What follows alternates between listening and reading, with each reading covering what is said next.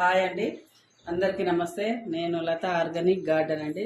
ఈరోజు పప్పుచారు, మునక్కాయ పప్పుచారు చేసి చూపిస్తానండి. నాది ఎర్రపప్పుతో చేస్తున్నాను నేను.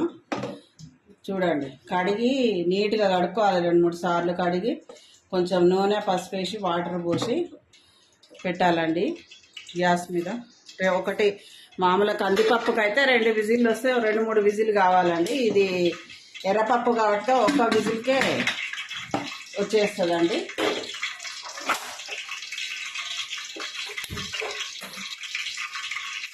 ఇది స్టార్ట్ అవుతుంటుంది. మనం ఇక్కడ పోపు చేసుకుందామండి.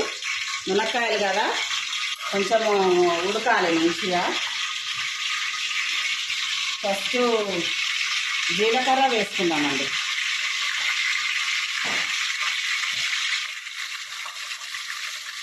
జీలకర్ర,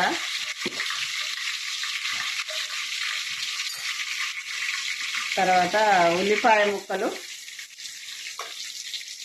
ఒక 2 సన్నం కట్ చేసుకొని వేసుకోవాలండి పప్పుచారులకు. మిగతా ఇట్లా కాట్లు పెట్టుకొని వేసుకోవాలి. కొంచెం ఉల్లిగడ్డ ఎర్రగా కావాలండి, కొద్దిగా లైట్గా. ఇట్లా కాట్లు పెట్టుకుంటే ఏమైందంటే ఉప్పు కారం కొంచెం మంచిగా పడుతుందండి.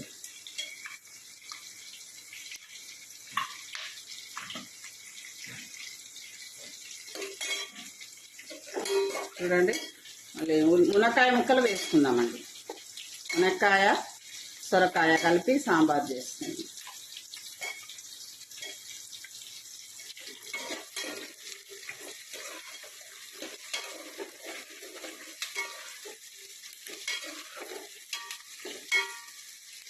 మునక్కాయ ముక్కలు వేసుకున్నాం కదా,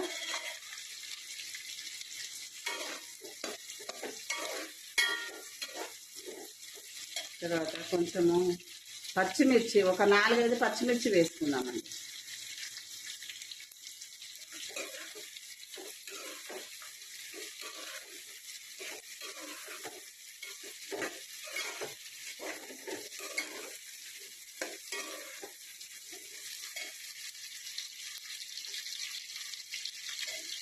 కొంచెమే కొత్తిమీర పోపులు వేసుకున్నాము. కొంచెం కరివేపాకండి, కొంచెం పుదీనా అండి. మళ్ళీ తర్వాత మనం పోపు చేసిన తర్వాత ఉడికేటప్పుడు కూడా కొత్తిమీర, కొంచెం పుదీనా వేసుకుంటే ఫ్లేవర్ మంచిగా వస్తుందండి. తర్వాత 2 టమాటా, ఒకటే టమాటా వేసిందండి, 4-5 ముక్కలు అయింది. ఈ సొరకాయ తొందరగా ఉడుకుతుంది కాబట్టి ఇది కొంచెం మగ్గినాక సొరకాయ వేస్తే బెస్ట్ అండి.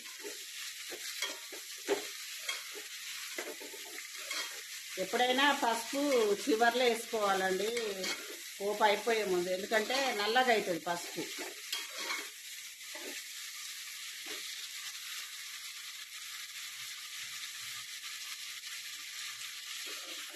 ఇప్పుడు సొరకాయ ముక్కలు వేసుకుందాం.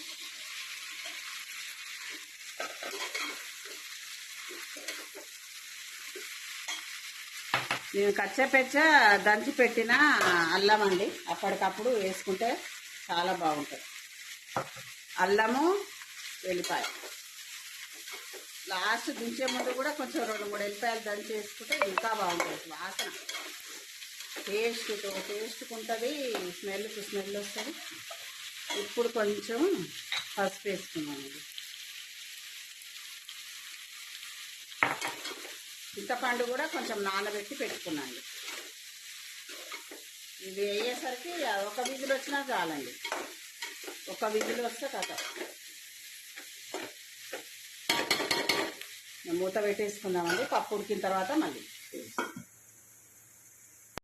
పప్పు ఉడికిపోయింది, మనం మంచిగా రుబ్బుకోవాలి. ఇందులో పసుపు ఫస్ట్ వేసినాం కాబట్టి అవసరం లేదండి. ఇప్పుడు చింతపండు గుజ్జు పోసుకుందామండి. ఇందులో ఉప్పు నేను ముక్కలకు పట్టాలని ఫస్టే వేసిండండి. మళ్ళీ మీరు ఇప్పుడు వేసుకోండి, సరిపోకపోతే కూడా మళ్ళీ వేసుకోవాలి. ఇందులో కొంచెం ఉప్పు వేసుకుందాము.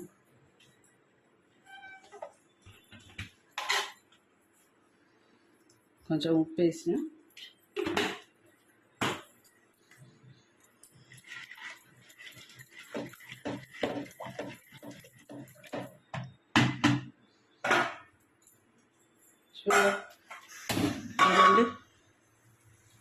ఇవి కూడా మంచిగా ఉడికిపోయినాయి. కొంచెం వాటర్ కలుపుకుందాం. చిక్కగా ఉంటేనే పప్పుచారు చాలా టేస్ట్ ఉంటుందండి.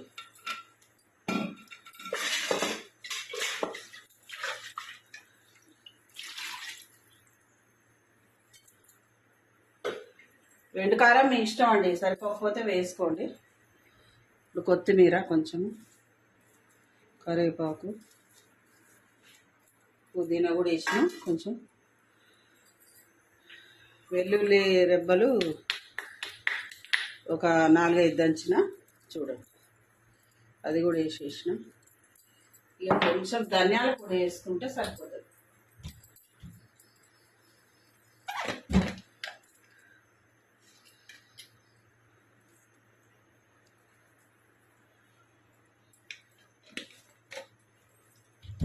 ధనియాల పొడి ఇక మసిలిన తర్వాత కొంచెం మసలనివ్వాలి.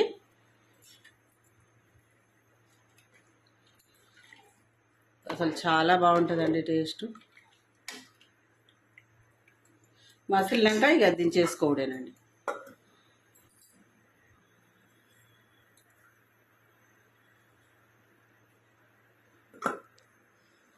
చూడండి, నా ఛానల్ సబ్స్క్రైబ్ చేసుకోండి, లైక్ చేయండి, షేర్ చేయండి. ఇక అంతేనండి. నమస్తే అండి. మీకు ధన్యవాదాలండి. నాకు షేర్ చేసినందుకు, సబ్స్క్రైబ్ చేసుకున్నందుకు. చేసుకొని వాళ్ళు కంపల్సరీ చేసుకోండి. థ్యాంక్ యూ అండి.